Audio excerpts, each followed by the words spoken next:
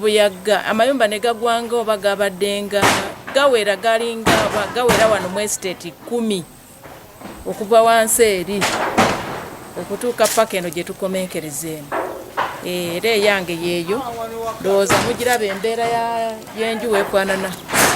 Teriiko bulungi buli awo, tusuze wabweru, amazzi gayingidde munda ne tuwera tegagenda. Kibuyaga najja nga mungi yatandikidde mu estate n'abikula amayumba najja wano n'asuula omuti gwa muzeeyi Franka najja no ku kyaki n'ebikukako amabati n'ogwo omuti negumenya negenda paka waliwo ng'osazeemu ekkubo.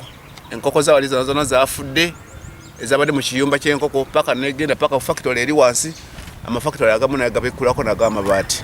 Nobody planned for this, but this is an accident, this is a disaster, and we hope that our well-wishers and Christians of goodwill and people of goodwill from all over can come and support us to rebuild the Holy Trinity sub-parish in Bukaya. N'okusula tuli kusulamu nga twalalikirira kuba silingi za cement.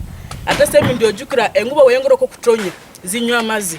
Wezinywa amazzi ziba zigenda tuyikira nga tukole ki nga twebase.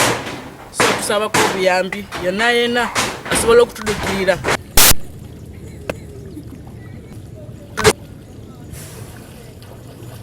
Amazzi mwere mugalaba amazzi gazze naye nga kati ngange gyenkula amazzi mangi nadduseeyo n'okuddukayo. Naye ate embeera gye ndabamu amazzi gagenda kubanga geeyongera lwakubanga enkuba yo yakatandika okutonnya. The situation now is very bad.